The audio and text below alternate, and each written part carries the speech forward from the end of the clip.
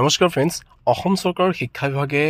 6 জানুৱাৰী 2025 পৰা ফেব্ৰুৱাৰী 9 2025 লৈ তিনিটা ফেজত অনুষ্ঠিত কৰিছে গুণোৎসৱ শিক্ষামন্ত্ৰী ৰনোজ পেগু ডাঙৰীয়াই ইতিমধ্যে ঘোষণা কৰিছে যে সকলো ব্যৱস্থাপনাই সুন্দৰভাৱে কৰা হৈছে এই গুণোৎসৱত 43,23,499 জন ছাত্ৰ-ছাত্ৰী আৰু 45,629 খন বিদ্যালয় সামৰি লোৱা হ'ব ইয়াৰ প্ৰথম পৰ্যায়ত ইতিমধ্যে সেলফ ইভালুৱেশ্যন 6 জানুৱাৰীত আৰু এক্সটাৰ্নেল ইভালুৱেশ্যন 7-8-9 জানুৱাৰীত বৰপেটা বজালি কৰিমগঞ্জ কামৰূপ কাৰ্বি আংলং কোকৰাঝাৰ লখিমপুৰ নগাঁও শিৱসাগৰ সাউথ চালমৰা মানকাছাৰ আৰু উদালগুৰিত এই 11টা ডিস্ট্ৰিক্টত অনুষ্ঠিত হৈ যায় দ্বিতীয় পৰ্যায়ত সেলফ ইভালুৱেশ্যন 18 জানুৱাৰীত আৰু 21 22 আৰু 23 জানুৱাৰীত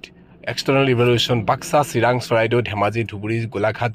হাইলাকান্দি যোৰহাট কামৰূপ মেট্ৰ শোণিতপুৰ তামুলপুৰ তিনচুকীয়া আৰু ৱেষ্ট কাৰ্বি আংলঙত সফলতাৰে অনুষ্ঠিত হৈ যায় এতিয়া ষ্টেজ 3ত সেলফ ইভালুৱেশ্যন 5 ফেব্ৰুৱাৰীত আৰু 6-7-8 ফেব্ৰুৱাৰীত এক্সটাৰ্নেল ইভালুৱেশ্যন অনুষ্ঠিত হ'ব থাৰ্ড ফেজত বঙাইগাঁও বিশ্বনাথ দৰং ডিব্ৰুগড় গোৱালপাৰা কাছাৰ নলবাৰী মৰিগাঁও ডিমা হাছাও মাজুলী আৰু হুজাইত অনুষ্ঠিত হ'ব ইয়াৰ উপৰিও বজালি আৰু তামুলপুৰক বৰপেটা আৰু বাক্সা জিলাই তদাৰক কৰিব তো বন্ধুসকল এতিয়া আহোঁ যোৰহাট জিলাত যি দ্বিতীয় পৰ্যায়ত গুণোৎসৱ অনুষ্ঠিত হৈছিল গুণোৎসৱত দহোটীয়া উচ্চ মাধ্যমিক বিদ্যালয়ৰ এগৰাকী ছাত্ৰই এক হৃদয় পৰখা গীতেৰে সকলোকে আপ্লুত কৰিছিলে বিশেষকৈ আমাৰ মন্ত্ৰী পীযুষ হাজৰিকা ডাঙৰীয়াৰ এই ভিডিঅ'টো সামাজিক মাধ্যমত শ্বেয়াৰ কৰিছে এতিয়া ফ্ৰেণ্ডছ এটা কথা আপোনালোকক কওঁ যে আপোনালোকে